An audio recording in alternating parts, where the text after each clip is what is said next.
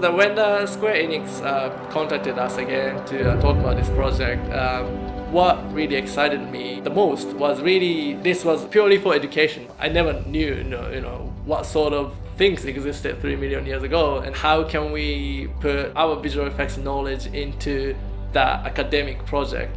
Before we started to build the environment, we sort of had to know how big is the environment needs to be. The good thing was we had a fairly solid previs done beforehand, and we actually colored the ground per distance. From this color on, we almost not gonna see, or it can be just the environment dome sphere that it's painted one time. So general process would be we only deal with the point, like the location of the things where it needs to be, and the orientation of the things. And then once you define that, we use this something called instancer to instance a tree on top of the points, or the bush on top of the points, or the grass on top of the points. Then you could change the scale or orientations or the type of things or the movement on the fly. If the client says, oh, this actually type of the plant's not discovered, so we cannot use it, then it's easy enough to change for us. Basically, it makes the process dynamic.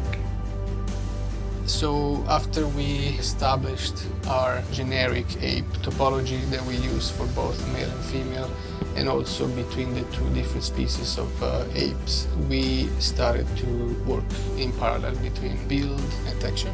Still had to stick really close to the reference from the client because they had scienced it, so to speak. We followed that as close as we could, and then Marco and I worked together to get the skin detail, like all of the fine wrinkles around the eyes. So network side did have a scientist who has driven the show, and not that so much on creatively or like action wise, but it's more about what we know today that existed 3 million years ago.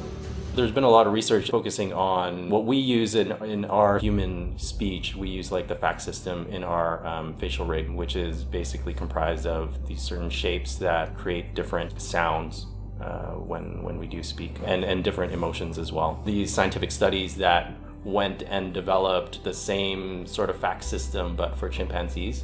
So we basically read up on these research papers to try to find all of the different relatable facts that we can kind of steal from our human face rig system and apply it to a chimpanzee, or what would be a chimpanzee, which was the closest relatable animal that we would use for the reference for our hapless and afarensis characters. From what I learned, a lot of scientists actually work on the models, so they were quite accurately scientifically correct.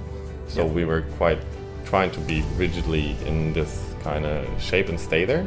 Our approach to compositing was pretty straightforward for the show. We received CG renders for sort of the foreground, midground layers, and then everything sort of in the far distance was all done by DMP. What we did to add value to the show and make things more organic is we added a lot of elements, we added a lot of dust, just things blowing around in the distance. We added a lot of sort of heat distortion and chromatic aberration, and mostly because it's in the desert, we added CG bugs and flies sort of flying around. The goal is mostly to add any sort of elements to the shot that are just going to make it feel more like an organic environment.